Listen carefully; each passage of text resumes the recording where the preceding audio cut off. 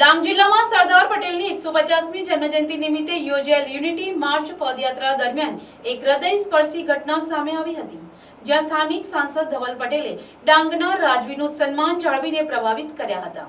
આ ઘટનાએ સૌના દિલ જીતી લીધા હતા અને સાંસદની સરળતાની પ્રશંસા થઈ હતી। સરદાર પટેલની 150મી જન્મજયંતિ નિમિત્તે યુનિટી માર્ચ યાત્રાના શુભારંભ પ્રસંગે સાંસદ ધવલ પટેલ સહિતના મહાનુભાવો સ્ટેજ ઉપર ઉપસ્થિત રહ્યા હતા।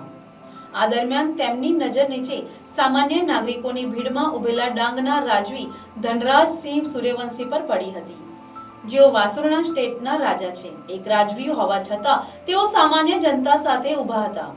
રાજવીને સામાન્ય જનતા વચ્ચે ઉભેલા જોઈને સાંસદ ધવલ પટેલે તુરંત નિર્ણય લીધો। તેમણે સ્ટેજ પરથી નીચે ઉતરીને રાજા ધનરાજસિંહ સૂર્યવંશીનું સન્માન જાળવ્યું।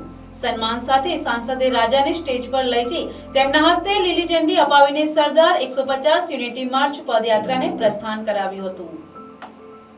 રાજવી તરીકે પોતાનું માન અને ગરિમા જળવાતા વાસુરણા સ્ટેટના રાજા ધનરાજસિંહ સૂર્યવંશીએ સાંસદ ધવલ પટેલના આ સરળ અને સન્માનજનક વ્યવહાર બદલ તેમનો આભાર વ્યક્ત કર્યો હતો। સાંસદના આ પગલાથી ડાંગ જિલ્લાના રાજવી તેમજ સ્થાનિક નાગરિકો ખૂબ પ્રભાવિત થયા હતા।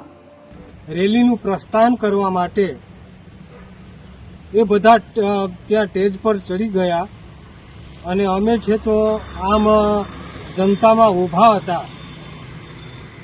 ઉપરથી છે તો અમારા સાંસદે ધવલભાઈ પટેલે જોયું કે એક રાજવી તરીકે એ સ્ટેજ પરથી ઉતરી અને મને હાથમાં પકડી અને લઈ ગયા અને અમારા બેઉને હસ્તે અમે રેલીને પ્રસ્થાન માટે લીલી ઝંડી આપી અને સાંસદ સભ્યએ અને મારા હાથમાં એ બેઉના હાથે છે તો અમે લીલી ઝંડી આપી અને પેલા રેલીને પ્રસ્થાન કરાયું।